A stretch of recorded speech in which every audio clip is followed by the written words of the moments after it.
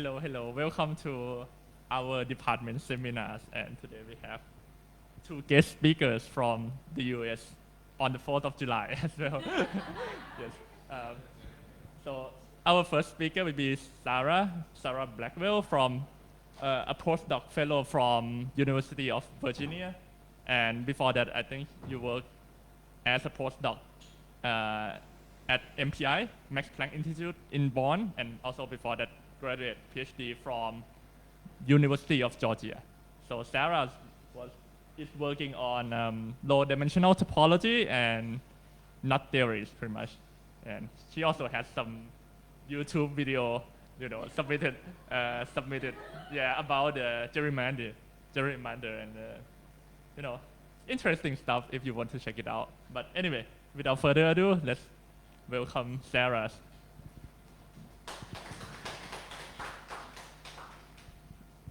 Thank you. Thank you so much for the opportunity to be here. Let me put my stuff over here. And I actually forgot. Did we figure out if this works? Yes, turn it on. I got it. How many PhDs does it take to turn on a clicker? Perfect. All right, great. Thanks so much for the opportunity to speak here. I'm really happy to be here. This is my first time ever being in Asia at all, and so far this is like my second day here, but it's been amazing so far. So I'm going to tell you about classical invariants of spiral knots. This project is kind of dear to my heart because this is the first time I've supervised undergraduate research. So 4 of my collaborators here, Das, Mayer, Moyer, and Carisi, are undergrads, and then Ryan Stees is also a postdoc at University of Virginia that worked on this project. So this was a research project we did last summer, and we just put the preprint on archive, so we're very excited about it. And that's what I'm going to tell you about today. But kind of assuming that, not everybody here is a topologist, so I'm going to tell you about knots and the whole deal. And please ask I want this to be very understandable. So please ask questions if anything isn't clear. Okay, so what is a knot? So it's a smooth embedding of the circle in R3 or S3. There are some examples. This is the simplest one called the unknot because I don't know, that doesn't really count as being knotted. This is called the trefoil, and this is called the figure 8. So if I had planned better, I would have brought some strings. So it's like what you think of a knot is colloquially, where you tie a knot, but then you tie up the 2 ends of the string so that it's a circle. And these are kind of the simplest knots. And remember this. This will be important in a few slides. I'll quiz you on it. Okay. And this is considered up to ambient isotopy. The word ambient is in parentheses because I'm not really going to explain what it means. Really, the word smooth here and the word ambient here are technical considerations that we need to make to disallow weird things from happening. But they're things that are weird enough that you probably wouldn't think of it just now, so you don't have to worry about it. What I mean by isotopy, so isotopy is a homotopy where at each point we're always remaining an embedding. So we're never gonna, strands will not pass through each other, will not have like double points. But if you don't like that, here's the colloquial definition. So 2 knots are equal if you can wiggle one of them to the other without cutting. So we shouldn't be able to, sorry, I can't do this with the mic in my hand at the same time, but we shouldn't be able to pass strands like through each other. So it's literally, if you had a rope and you made a knot of it, you could physically move the rope to get to the second knot.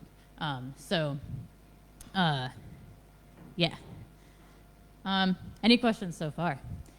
You can move my stuff. Don't worry about it. Don't worry. Sorry about that. My iPad's old, so it needs to be constantly charged. Okay. All right. Knots are nice because we can really easily think of them diagrammatically. So really, a knot is something that exists in 3-dimensional space. But here I've drawn a flat depiction of it. So really what I have drawn for you are diagrams. So a diagram of a knot is a projection of a knot. So you take some plane, R2 in your 3 space, and you project the circle on there. And in general, when you draw that, you're literally going to have double points. So you would draw, if you really had a light shining on your knot, the projection would have shadows. It would have things that look like this. But we draw little breaks like I did here to indicate what's over and under. And we understand, what that means. So these breaks here are called crossings. Okay, so diagrams are not unique. They're super not unique. Oh, I meant to get rid of the quotation marks.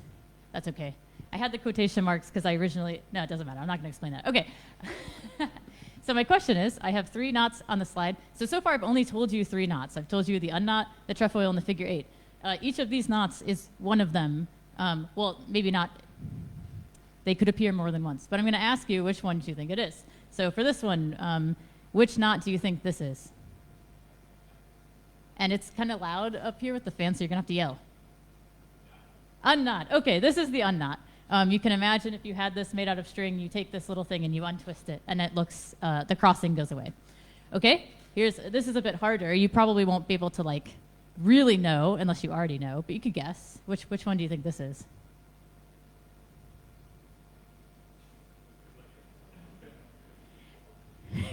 I've heard some rumblings. So what do you think? Unknot, probably not, right? Do we feel like this is not the unknot? The 2 people in the front already know topology, so they can't answer. So this is knotted, so it's not the unknot, and it turns out this is the trefoil. It does look different than, oh, I forgot, I put the answer, hold on. There we go. So it does really look different, but if you took a string and you tied it and you made it look like this, you could move it around until it eventually looks like that. So if you get bored during the talk, and if you happen to have string on you, you could do that. Okay, what about this one? And it's actually, I'll just give you a hint. It's not the figure 8. It's not the third. I didn't do it in a nice way. It's not the third one. So this is either the trefoil or the unknot. So who thinks it's the unknot? Who thinks it's the trefoil? Okay, all right, it is the unknot. And this is more fun to do live on a board because it looks really impressive. I can do it really fast. So how you do it is if you start drawing a curve and you do the rule that every time you run into yourself, you go under, that process will always create an unknot. So if you also get bored during the talk and you don't have any string, then you could think about why that is. Okay, so that's also the unknot. Great. So a motivating question, how can we tell when 2 knots are the same? So you can imagine, I could draw some really complicated diagram with 20 crossings, and if I don't do this method I just told you about, how could you possibly know what knot it is? So in general, this is kind of a hard question. And so that's kind of a motivating question for the study of knot theory. And before I'll pause and go back to that in a second, but just quick historical interlude. So a lot of people attribute the field of knot theory, the beginning of it, to Lord Kelvin. But we actually know, humans have been fascinated by knots for centuries, right? So I'm the least qualified person in the room to talk about this, but this is the endless knot in Buddhism. And knots also show up in Celtic art, and I'm sure lots of other civilizations throughout history. So we've been fascinated with knots for a long, long time. But the formal study of knots theory, that in the form that we know it today, was kind of started by this guy, Lord Kelvin. And maybe everyone knows this already, but if you don't, it's a really interesting thing, so I want to tell you about it. So what he did, I actually have no idea why he thought this could possibly be true. But I don't know if he had a reason to think this would work, but this is before we knew about the structure of the atom that, has protons, neutrons, and electrons. He was trying to find a theory of matter. And so he was trying to create a periodic table, and he theorized that really matter is made up of knots, basically. And so instead of having instead of having, hydrogen, the first entry in the table would be an unknot, and then the second entry would be the trefoil or something. And so he wanted to classify knots because he thought he was classifying matter, which is a really interesting idea. It turned out to be completely wrong. But the knot theorists or mathematicians caught wind of this and said, well, we don't care if this has no application to anything. This is cool, so we want to study this. So then knot theory really took off in the 1900s.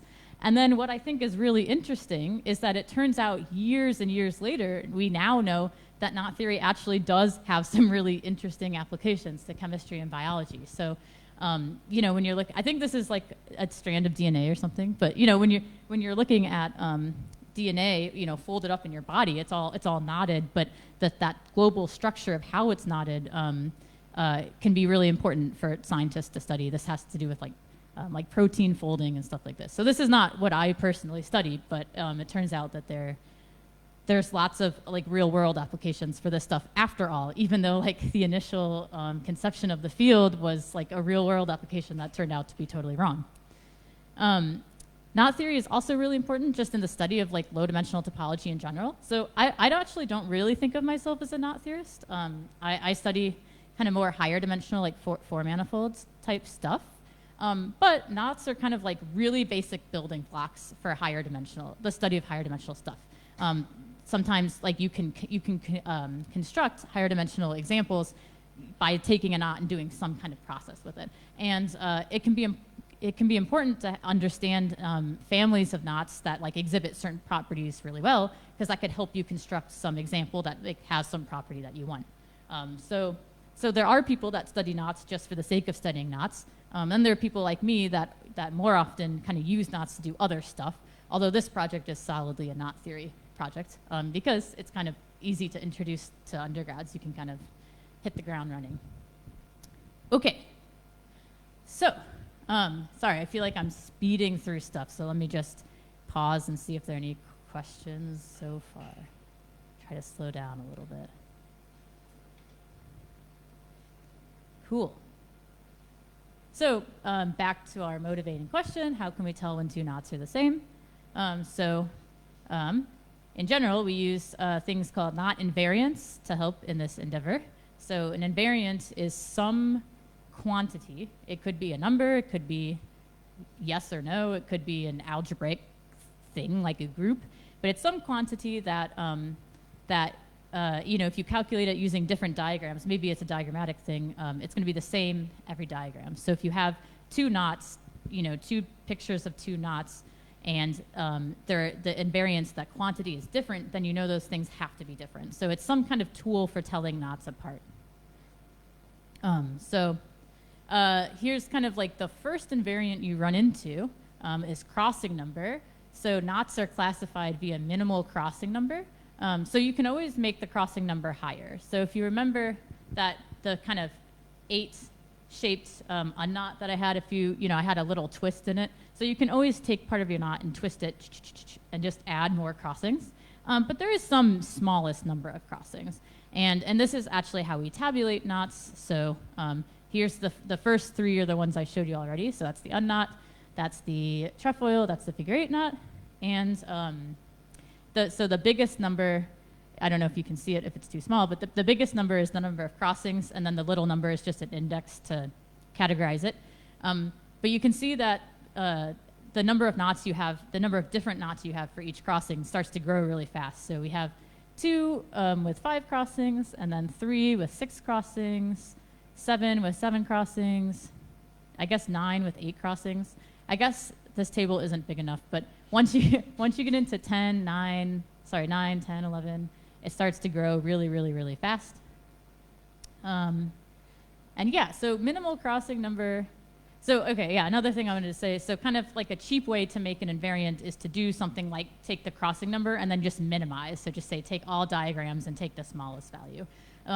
So that's a cheap way to get an invariant. Usually that's going to, that process will end up in something that's like really hard to calculate. So this is kind of a hard thing to calculate in general.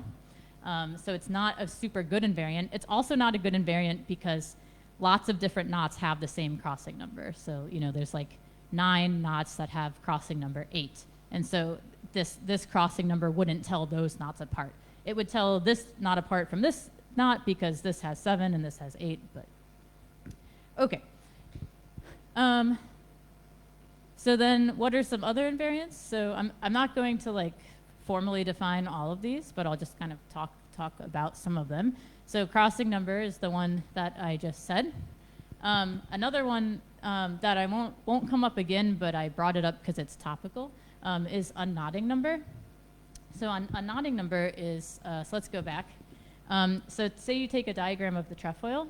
If you switch one of these crossings, so take what was over and make it under, then this becomes a diagram of the unknot. So you can check that. I don't have a board, so that means you have to check it on your paper. But that means that this has unknotting number 1 because I only had to change one crossing. For more complicated knots, maybe you have to change more crossings. So overall diagrams, whatever that minimum number of crossings that you have to change, that's called the unknotting number. And this is kind of relevant because there's a big conjecture about unknotting number that was just solved. It was posted on the archive like 2 days ago, which is kind of exciting. This is about, if these words mean nothing to you, don't worry about it. But it was about whether a knotting number is additive under connected sum. And it turns out the answer is no. Well, I haven't looked at the paper, but the paper says the answer is no. So probably the paper's right. I don't know. Okay, so that's really cool. Okay, another thing is genus. So every knot bounds, there's a method for constructing an orientable surface that knot bounds in 3 space. That's called a Seifert surface. And the genus is the minimal genus across all Seifert surfaces. So the unknot, go back one more time, the unknot bounds a disk, which you can see right here. And it's actually the only knot that bounds a disk. So this has genus 0, because the disk has genus 0. The trefoil has genus 1 because it doesn't bound a disk, but it does bound a torus. So that's another invariant is genus. And then there's lots of polynomial invariants. So ones you may have heard of are the Alexander polynomial, Jones polynomial. These are like classical in the sense that they were made in the 1900s, although this is much older than this one here. And both of them can be calculated diagrammatically. In particular, this one I'll talk about more later, but there's a procedure. So it has a more kind of geometric meaning, but there is a procedure to do it just from a diagram where you have your diagram, you label, you build some kind of matrix by putting labels near crossings and putting some information into a matrix and then taking the determinant or something, and then you get some kind of polynomial. And it's a miracle that it turns out to be an invariant. Anyway, so I'll come back to that in a bit. And then just another one is fundamental group. So if we looked at the fundamental group of just the knot, every knot is a circle, so that would be like super boring. But the right thing to do is to look at the complement, and that is something interesting because that's telling you somehow how that circle is like embedded in 3 space. So that's another invariant. So okay, that was just to give you kind of a flavor of like what are some things that are out there. Okay, so now kind of getting closer to like the main point of the talk. So a very well-known family of knots are called torus knots. So these are knots which can sit on a torus. So you can isotope it so that somehow it's sitting on the surface of a torus without intersecting itself. So here's a knot I've drawn. And it's not really intersecting itself, right? Because here it looks like it could be intersecting itself, but this solid line is on top of the torus, and the dotted line is on the back side of the torus, so it's not actually intersecting itself. Any guesses what this knot is? Trefoil. Great. It's the trefoil, and there I drew it without the torus, and I solidified the line so you can kind of more clearly see that that's the trefoil. And these are just super nice for a lot of reasons. They have a lot of nice properties, which I'll say in a second. We have a way of denoting them. So we denote T, P, Q for P and Q relatively prime. And what this means is P, well, I might get this backwards, but it doesn't matter. You'll see why. Okay, P is the number of directions we go along this way. This is called the longitudinal way. And Q is the number of times we wrap around this way, the meridional way. And so it turns out that the trefoil wraps around 3 ways. I think I have that backwards. I think it's 3 meridionally and 2 longitudinally. Yeah. But anyway, and so we can describe torus knots just using these 2 integer inputs, P and Q. And the reason they need to be relatively prime, if they're not, it's fine. It's still okay. What happens is you get multiple components. So that's called a link. That's just not something that I'm talking about during this talk. But that's an okay thing to happen. But if you just want to have one component, then you need P and Q to be relatively prime.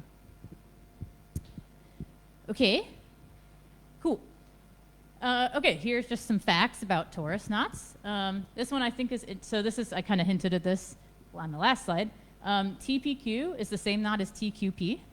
So if you switch, you wrap P times this way, and now you're going to wrap P times this way. It turns out that those two knots are going to be isotopic to each other. So that's cool. And then just here's some examples.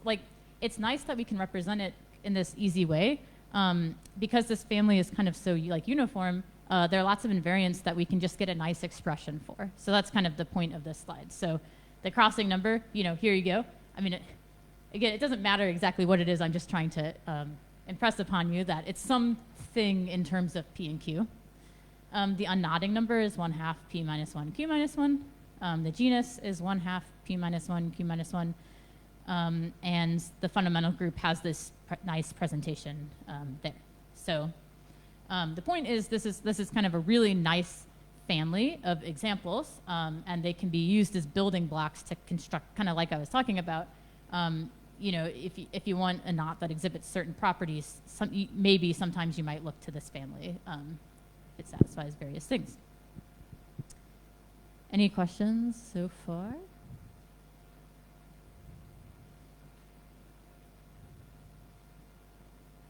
Okay, so then something that will be relevant so this is a known family that's people have studied for a long time. I'm going to introduce a more recent family of knots, but before we do that, I want to explain a different way to think about these torus knots. So one way you can think about knots is they all exhibit a braid form. So I'm kind of going to very informally tell you what a braid is. What a braid is you fix some number of strands. So here I have 3, and these endpoints, you're supposed to think of them as fixed. They're not moving along. But then you connect them up, and the rule is that if I'm going left to right, I'm never allowed to double back. I have to keep going. So I can't have any loop-de-loops or anything like that. Okay, so that's a braid. And then if you take the ends and you just connect them up, kind of like with these parallel strands that I did here, you get a knot or possibly a link. You might get multiple components. The picture I drew first, I accidentally made a link, and then I had to change it. But this should be a knot.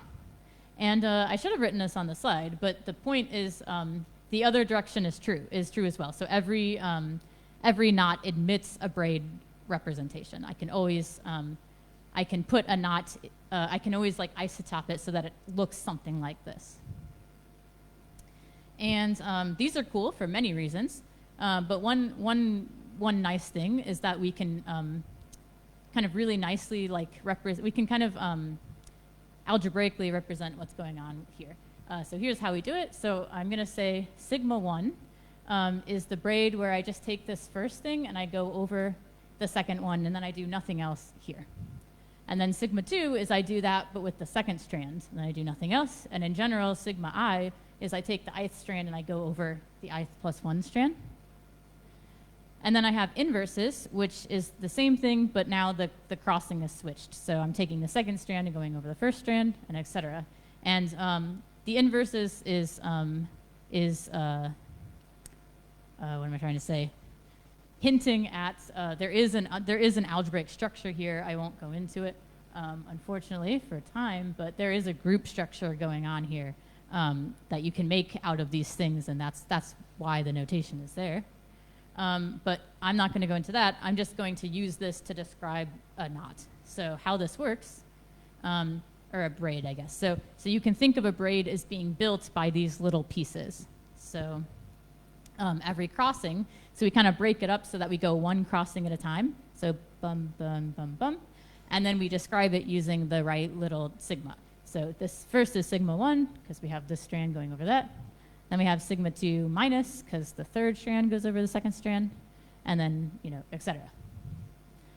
So I can encode the data of a braid, which is secretly encoding the data of a knot, by just writing some string of these sigmas. So let me pause and see if there are any questions about that. Yeah.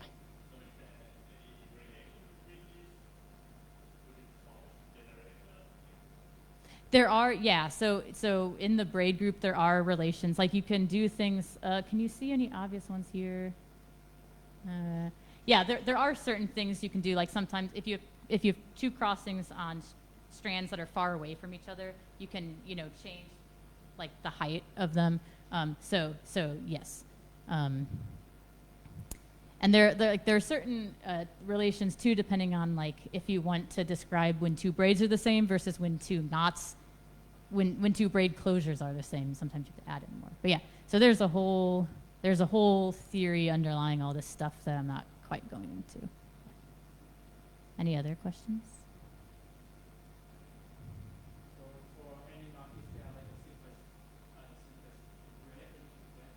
Yeah, I mean, yeah, so it depends on like what, first of all, you have to decide what simplest means. Like maybe simple just means the braid index, which is the number of strands that you have. Another thing people like is something called bridge index, which what is that? How do I say what that is? Maybe I won't go into that, but there are various, maybe just the number of strands is like the simplest measure you would want to do. So yeah, and so that would be like another invariant would be just like the braid index. Yeah. Any other?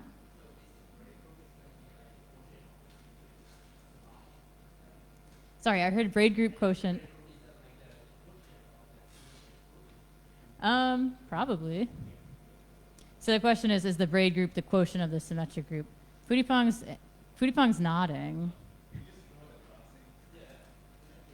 Yeah, that's right. Yeah. Okay. Right. Yeah. Exactly. Because you're looking at like permutations. Yeah. Of where these things end up. Yeah. Cool. Okay. So now let's marry together the things I just talked about.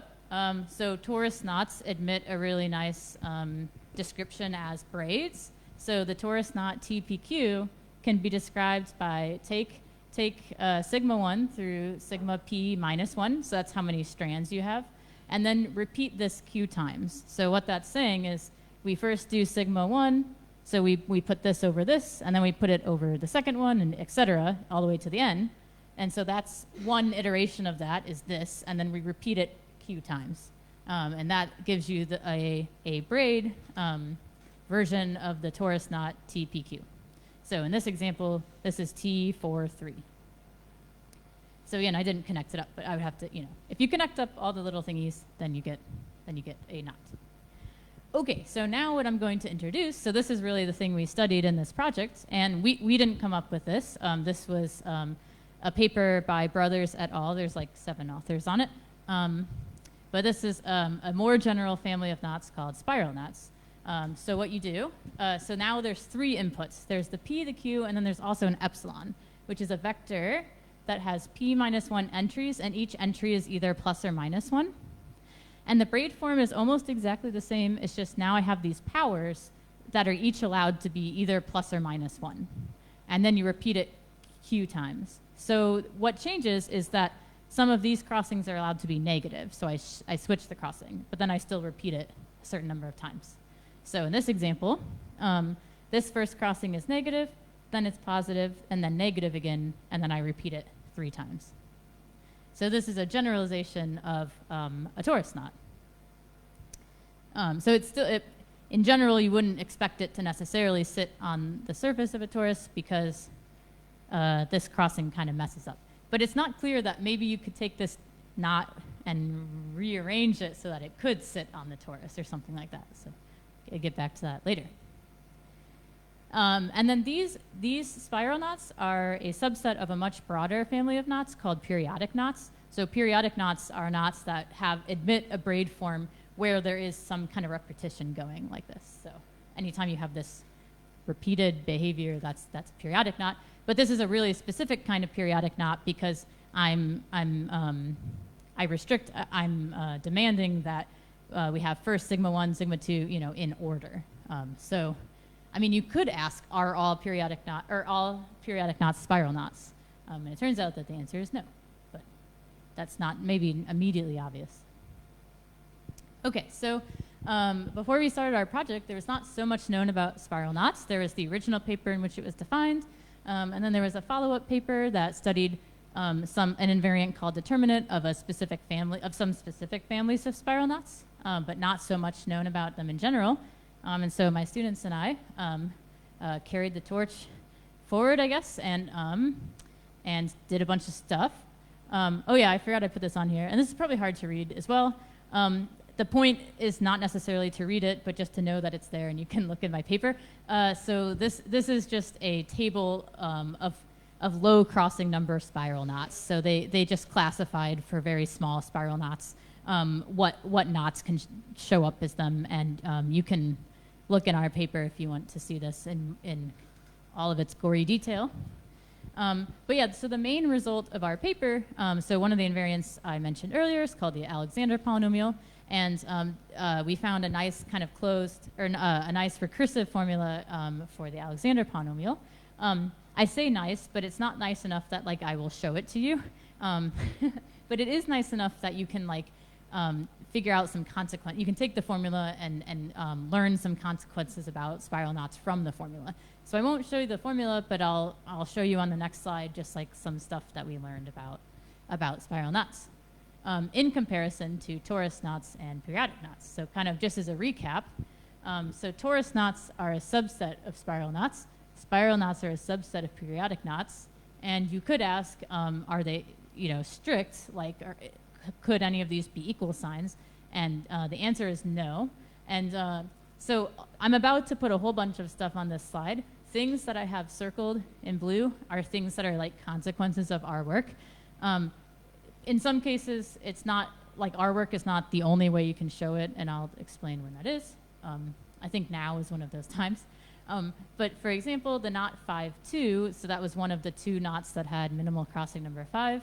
That is a periodic knot, but it turns out that it's not a spiral knot, and I'll say why in a second. Okay, so one thing once you get our formula for the Alexander polynomial, and if this is the Alexander polynomial, that's the notation for Alexander polynomial, it turns out that it is monic for spiral knots. So this is known to be true for torus knots, but it's not true for every periodic knot. And in particular, it's not true for 5-2, which is the knot I just mentioned. So that's how we know that's not a spiral knot. So this is kind of the first thing, this is the first criteria that's written down in the literature that blocks something from being a spiral knot. It turns out, and this is maybe just for anybody already familiar with knot theory. If you're not, you can ignore this. But there's another class of knots, or I guess braids, called homogeneous braids. It turns out that spiral knots are also a subset of homogeneous braids.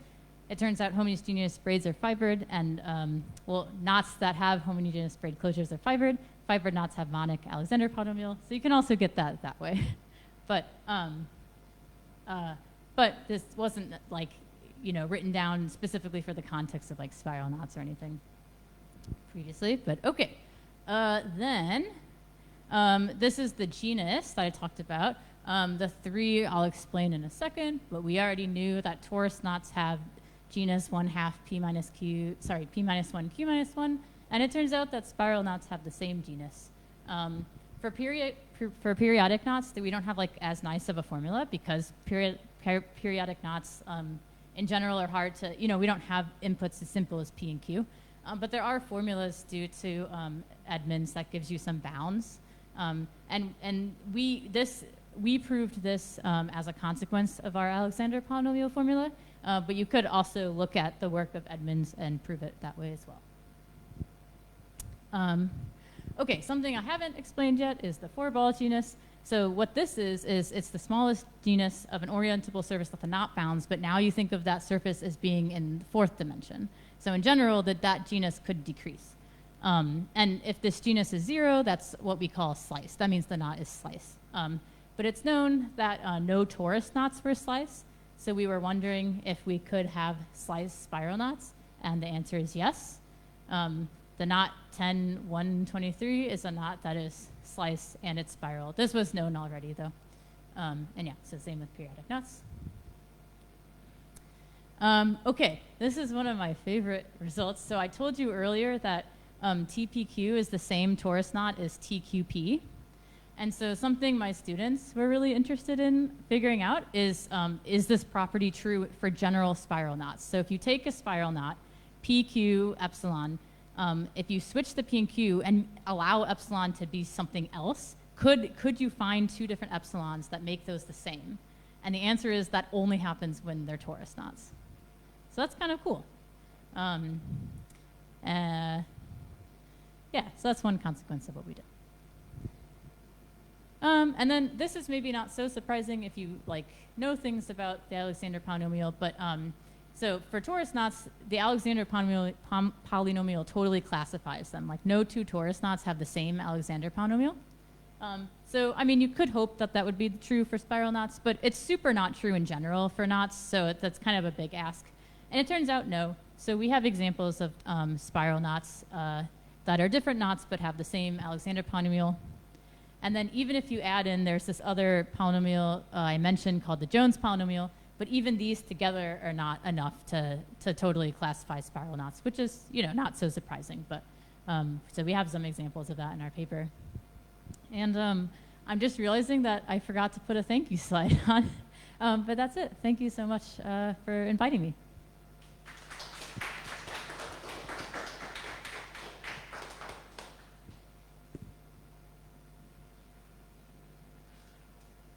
Any questions? So could you say that when P and Q are not relatively prime, what's happening? Yeah, so when P and Q are not relatively prime, you'll get what's called a link, which is just multiple circles embedded in 3 space. And so that's fine, and some people care about links. And our main results, our main results about the Alexander polynomial follow through in the case of spiral links. But that wasn't our focus, so we don't go into that too much in the paper. But yeah. Mm-hmm.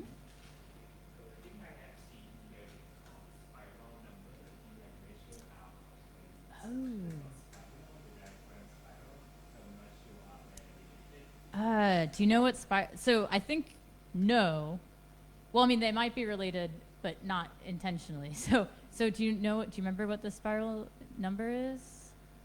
I can tell you why. I'll tell you why they're called spiral knots, but they're called. So I didn't come up with the name. The people that invented it came up with the name, but it's because so you have this braid presentation, but if you look at it down, like here's the braid axis, and you look at it as if you're looking at it from above, it kind of looks spirally. So that's where that came from. But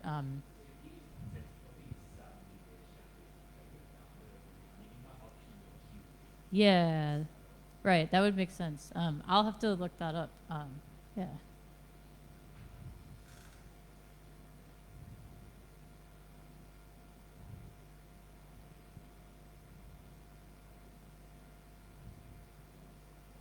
All right. Well, thanks so much again.